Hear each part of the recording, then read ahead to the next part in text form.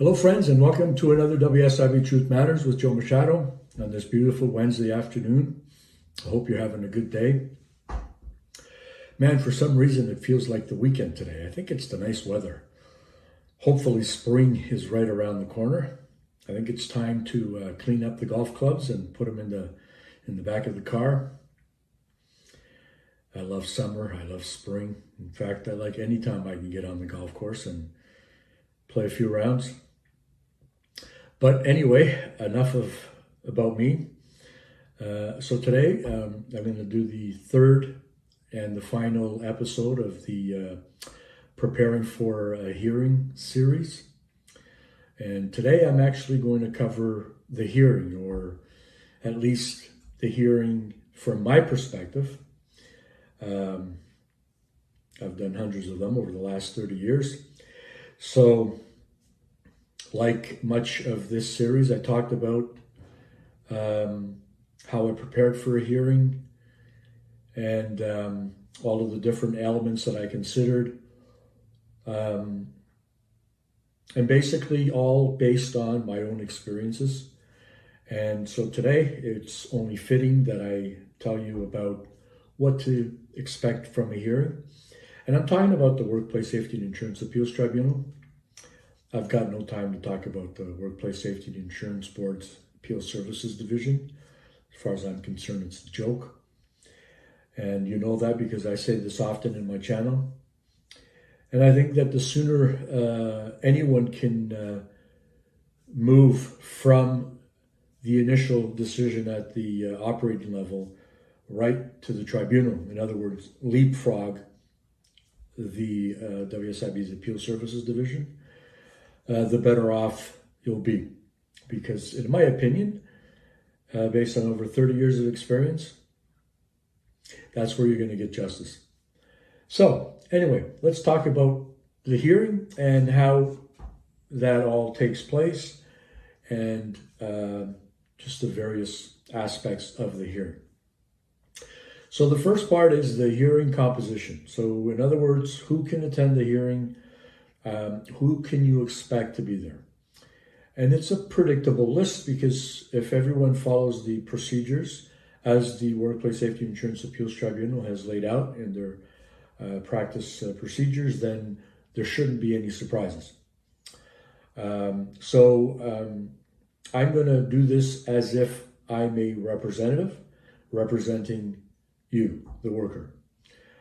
So I would attend the hearing as the representative. You would attend the hearing as the worker.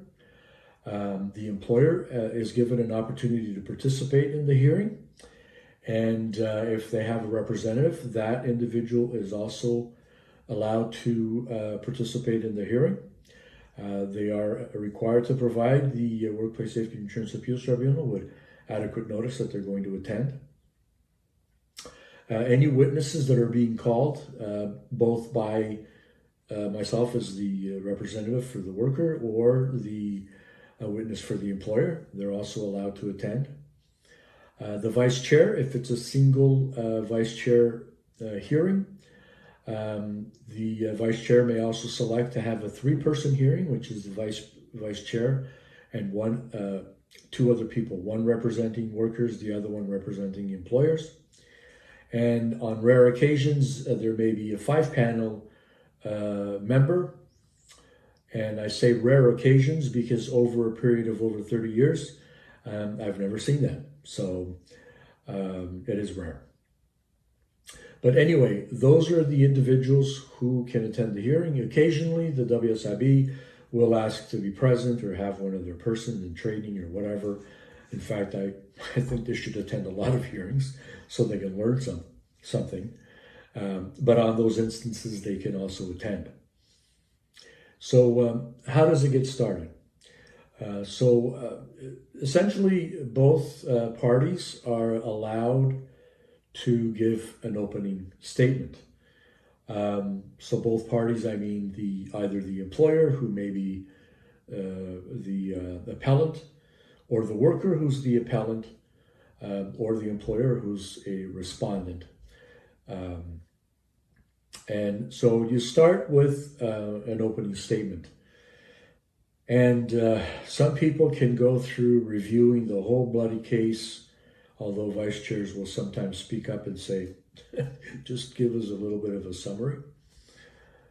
But yeah, what you want to cover in your opening statement is you want to give an overview or a summary of the case.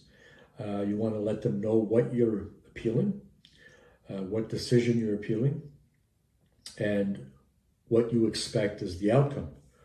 So, for example, I'm appealing the denial of full LOE benefits for my client for the period January 1st, 2012 to June 11th, 2013. And the expectation is that the decision will be allowed in my client's favor.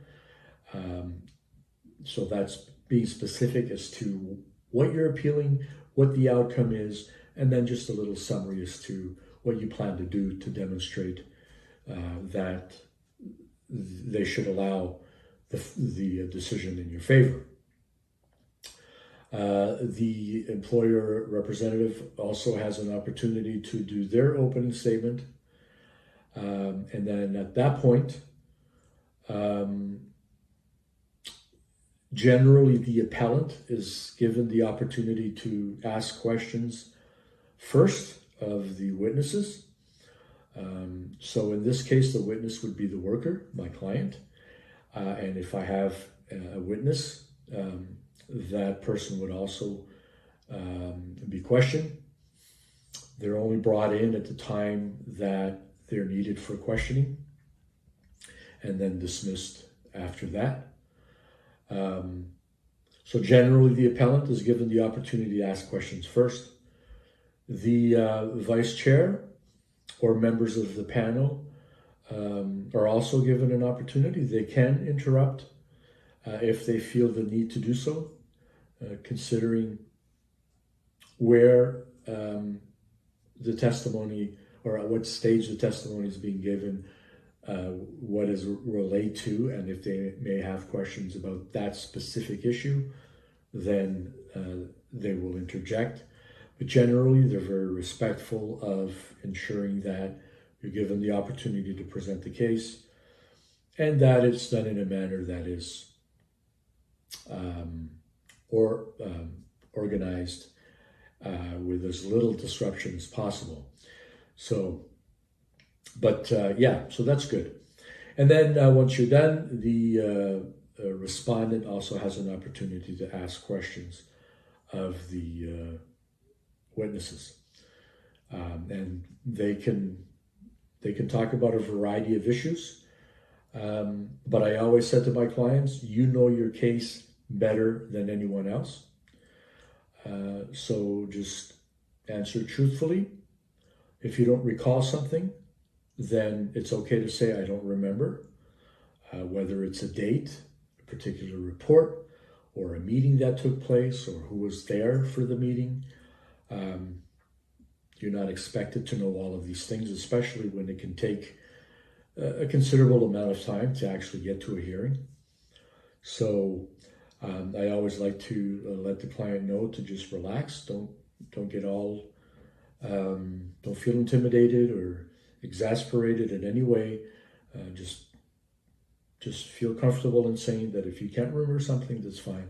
If you don't understand the question, it's okay to ask the question to be presented in a different way or to provide some clarification. So it's important that as a representative, it's important that your client is comfortable with the whole process because that then allows for a more fluid discussion and providing information that's actually relevant for the decision-making process.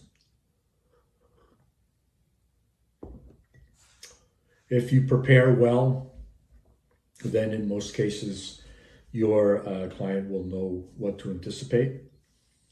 And of course, I've seen this happen often where employers just go down one road where they're just trying to make the person feel really uncomfortable and it's okay for the representative to say. And sometimes the vice chairs didn't like that. Sometimes the representatives didn't like that, but I didn't really give a fuck because I was there to represent my client. And if I felt that my client was getting uncomfortable, I stepped in. And a lot of times it would be to let the employer rep know to tone down the nature of the question and to let them know that the question's already been answered. And it doesn't matter how many times and how many different ways the question is going to be asked, the answer is going to be the same, to move on. And in a lot of instances, the vice chair would agree and say, okay, well, come on, let's move on here. But you get the occasional hard ass. At the end of the day, it's important to understand that it's not about you, how much you know, how good you're at your job. It's not an opportunity for you to try to promote your business or talk about everything under the sun except for what the matter at hand is. So it's your responsibility as a representative to be very, very specific, to narrow down the issues and stay on point with the issues and not bring anything into the fold that may be disruptive and have nothing to do with the issue and only cause for distractions. All right, friends. So as I said, during this process, the vice chair can also ask questions, and the panel members, if this is at that stage where the respondent may be exercising their right to do that. In a lot of cases, we didn't have a lot of employers attend hearings, but occasionally they did. And so you just prepare for that. And as a worker, you have to prepare for that and understand what may be expected. That pretty much talks about the sort of the crux of the hearing. There is a swearing-in point where the witnesses are asked to provide testimony and to swear that the testimony is the truth. So that does happen before the person begins providing testimony. And then after all of that's done, then basically it's time for closing submissions. And again, closing submissions isn't an opportunity to go on and on and on about everything under the sun. I always use the closing submissions as an opportunity to leave with the vice chair of the panel a lasting thought. And what I mean by a lasting thought is something that was really important for you to demonstrate during the opening statement, during testimony, and a point that you really needed to make. And so in closing submissions, you want to kind of just summarize, what took place, and you don't have to go and re-argue the whole thing or go back and touch on all of the different points in your opening statement. But it is an opportunity that to narrow the issue,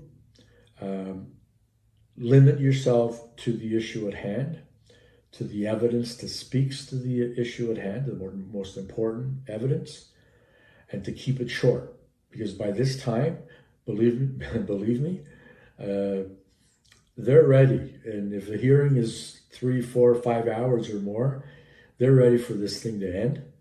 I did have on occasion a panel member fall asleep during the hearing, which is kind of comical, but I don't think that happens very often.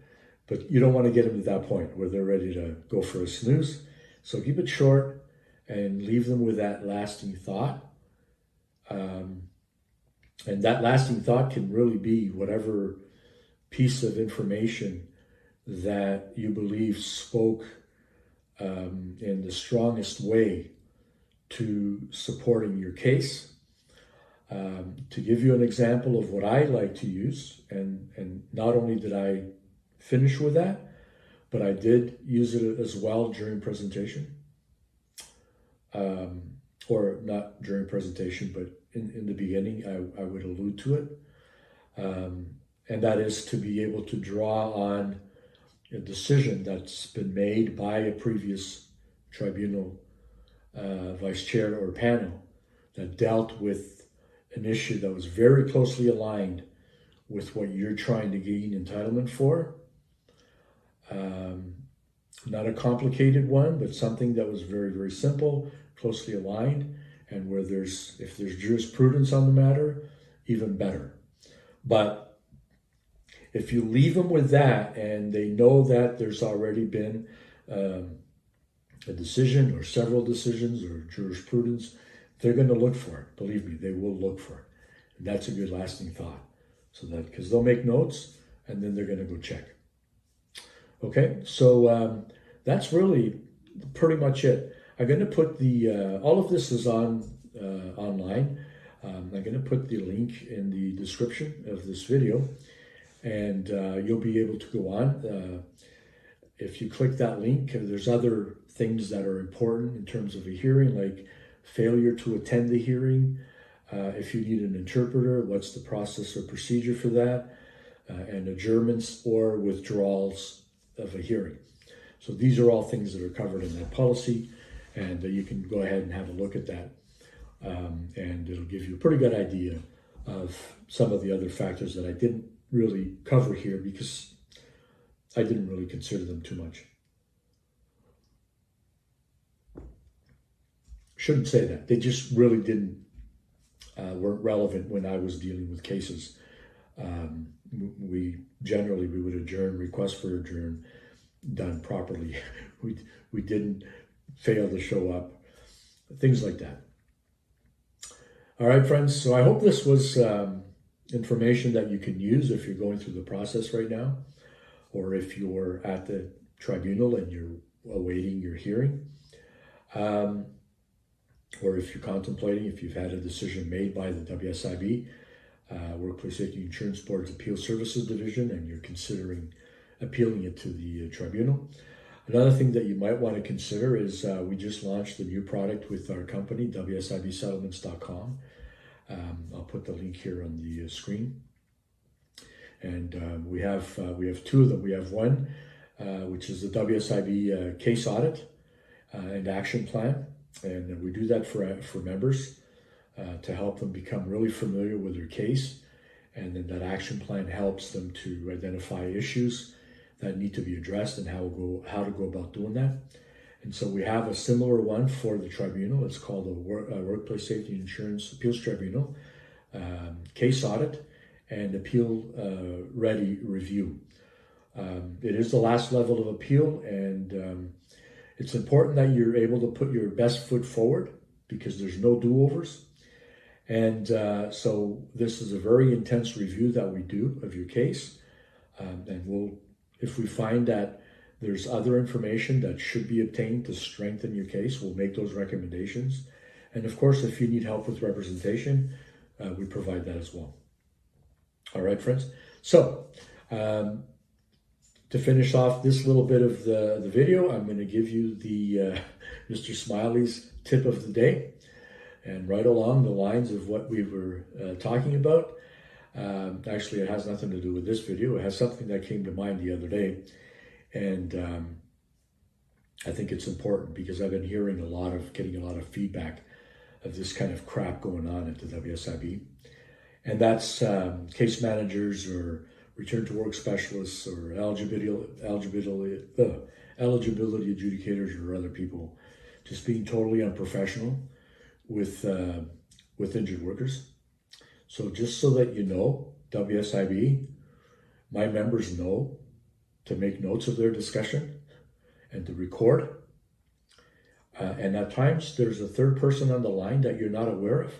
So I'm just putting you on notice that if you continue with this shit, it's going to backfire. It's going to be really fucked up for you because we're not going to put up with this nonsense. If you're there on some kind of a fucking ego trip, I'm telling you right now, and I'm putting you on notice, you're going to have problems. Don't treat my members like they're a piece of shit, because that's not going to fly, and they have the tools to protect themselves. And I'm speaking to case managers, I'm speaking to eligibility adjudicators, I'm speaking to return to work adjudicators or return to work specialists, I'm speaking to managers, I'm speaking to appeals resolution officers, every single one of you. You pull that kind of shit with any one of my members, it's going to come back to you. I promise you. So you need to put a stop to it, because nobody deserves that kind of treatment.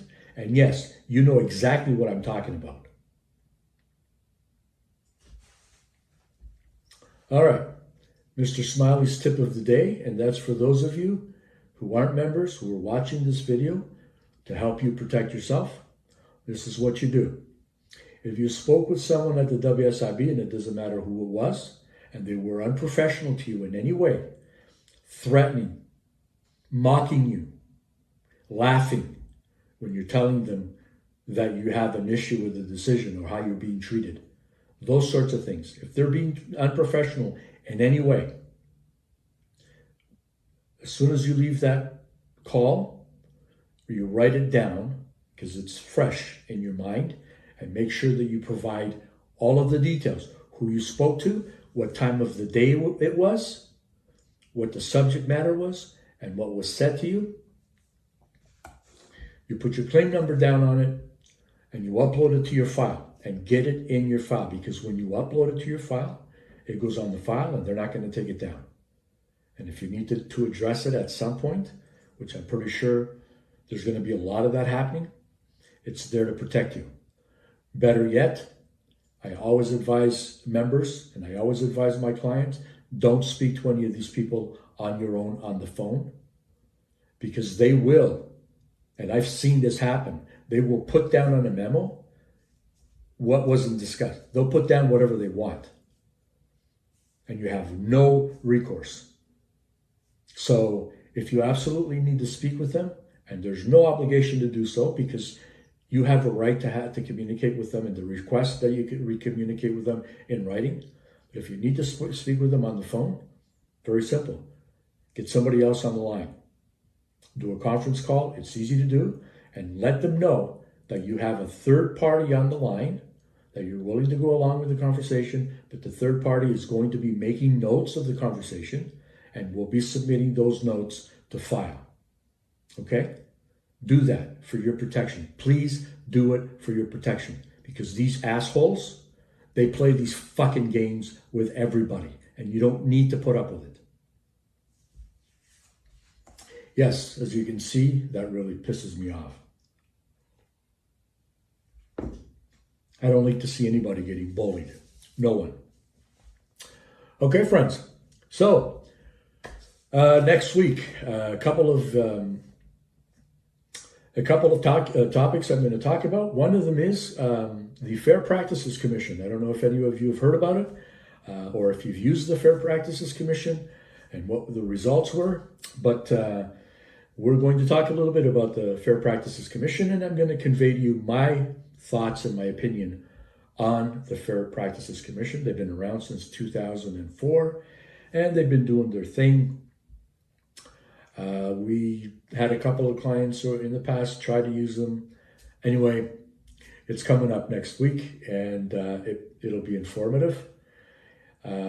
Also next week, we are launching our new app with new features, and it is amazing. We've been working on it now for probably about a month and a half. I'm very excited about that. And our members are really going to benefit from that, as well as pretty much anybody who has an issue with the WSIB or has any other legal issue for that matter. And I'm also going to be introducing the Fat Cats. A lot of you have heard me talk about them. The Fat Cats are the guys upstairs, the people upstairs who scheme to try and screw you over and all that kind of stuff. You've heard me talk about them. And yeah, of course, it's all based on my own experiences. My opinions are based on my own experiences. And that's what I refer to. But we're going to be introducing the Fat Cats. So that's some stuff that's coming up that I'm pretty excited about. As always, my friends, if you're new to the channel, I invite you to become a subscriber. It's free. All of the information I provide on this channel doesn't cost you anything. I'm up to over 135 videos in just under a year. And there's a ton more content to come out. I talk about a wide variety of issues, from pre-1990 claims up until to date, 3 major legislations. And I know a lot of people have taken advantage of that, and and it's been incredibly helpful.